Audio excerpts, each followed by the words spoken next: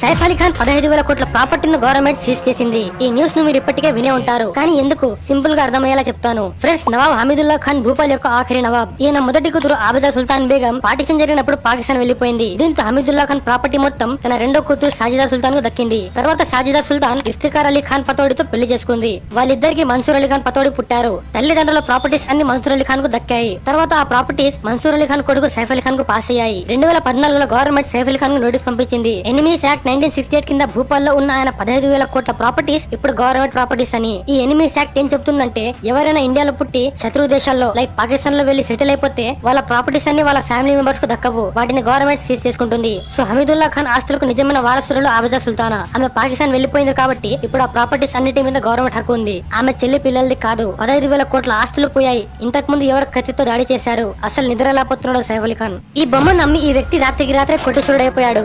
Guys, భయంకరంగా కనిపిస్తున్న ఈ డాల్ పేరు లబుబు అండ్ ఇదొక ఇంటర్నెట్ సెన్సేషన్. 2015లో దీన్ని కాసింగ్ లాంగ్ అనే ఆర్టిస్ట్ తయారు చేశారు. ఇది క్యూట్ గా ఉంటుంది, అలాగే భయంకరంగా కూడా ఉంటుంది. 2019లో పాప్ పాట్ అనే చైనీస్ కంపెనీతో కాసింగ్ పార్ట్నర్ అయ్యారు అండ్ దీన్ని వాళ్ళు ఒక జీనియస్ వేలో అమ్మారు.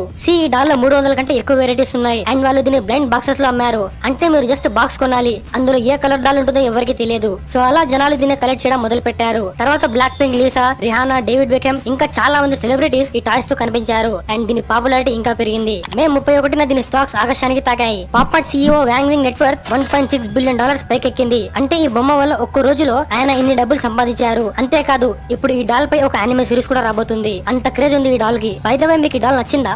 ఈ ప్రపంచంలో మీరు ఎంత రేరో తెలుసుకుందాం రండి. పార్ట్ 2. నెంబర్ 1. ఫ్రెండ్స్, ప్రపంచంలో ఇంతవరకు చికెన్ పాక్స్ అదే అమ్మవారాన్ని అడల్ట్స్ కేవలం 5% మాత్రమే ఉన్నారు. ఎందుకంటే మాక్సిమం అందరికి అడల్ట్స్ అయ్యే లోపు చికెన్ పాక్స్ ఒక్కసారి వస్తుంది. బట్ రాని వాళ్ళు కేవలం 5% మంది మాత్రమే ఉన్నారు. నెంబర్ 2. ప్రపంచంలో కేవలం 3% మనుషులకి మాత్రమే స్కోలియాసిస్ ఉంది. ఈ స్కోలియాసిస్ ఉన్న వాళ్ళ వెన్నుముక్క ఇలా సుట్టగా ఉంటుంది అండ్ ఇది ఇలా ఎందుకు ఉంటుందో సైంటిస్టులకు కూడా తెలియదు. నెంబర్ 3. ఈ ప్రపంచంలో కేవలం 2% మనుషులకి మాత్రమే హైపర్డాన్షియా ఉంది. ఇందులో మనుషులకి 32 కంటే ఎక్కువ దంతాలు ఉంటాయి, లైక్ ఈ విధంగా. నెంబర్ 4. కేవలం 0.07 మనుషులు మాత్రమే ఫిబ్రవరి 29న జన్మించారు. వీళ్ళు 4 సంవత్సరాలకు ఒకసారి బర్త్డే సెలబ్రేట్ చేసుకుంటారు. నెంబర్ 5. కేవలం 0.005% మనుషులకి పైబాల్డిజం ఉంటుంది. ఈ కండిషన్ ఉన్న వాళ్ళ చర్మం మరియు వెంట్రుకల మీద ఇలాంటి వైట్ ప్యాచెస్ వచ్చేస్తాయి. నెంబర్ 6. మీరే నా సబ్స్క్రైబర్స్. ప్రపంచంలో కేవలం 0.022 మనుషులు మాత్రమే ఆర్ఫాక్స్ ను సబ్స్క్రైబ్ చేసుకున్నారు అండ్ అందులో మీరు కూడా ఉన్నారు.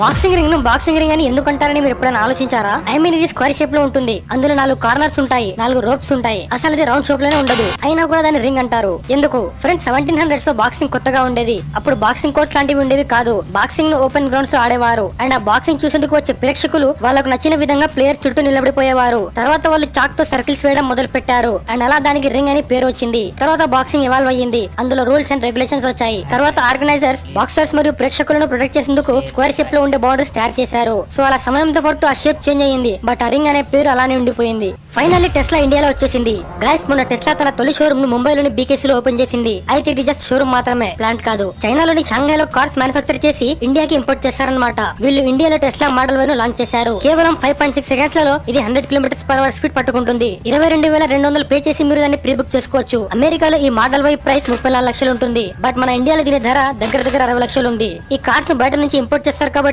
గవర్నమెంట్ దీని మీద ఇంపోర్ట్ ట్యాక్స్ విధిస్తుంది. ఈ ఇంపోర్ట్ ట్యాక్స్ 70% ఉంటుంది. పైగా GST అండ్ సెస్ కూడా ఉంటుంది. సో ఇండియాలో టెస్లా కొనాలంటే దాని ఒరిజినల్ ప్రైస్ కంటే బయర్స్ 30 లక్షలు ఎక్స్ట్రా పే చేయాల్సి ఉంటుంది. టెస్లా ఇండియాలో మ్యానుఫ్యాక్చరింగ్ ప్లాంట్ పెట్టిన తర్వాతే అది మనకు ఒరిజినల్ ప్రైస్ లో లభిస్తుంది. ఇంత ట్యాక్స్ చేసి సోషల్ మీడియాలో జనాలు అది టెస్లా కాదు ట్యాక్స్ లా అని ఎగతాళి చేస్తున్నారు.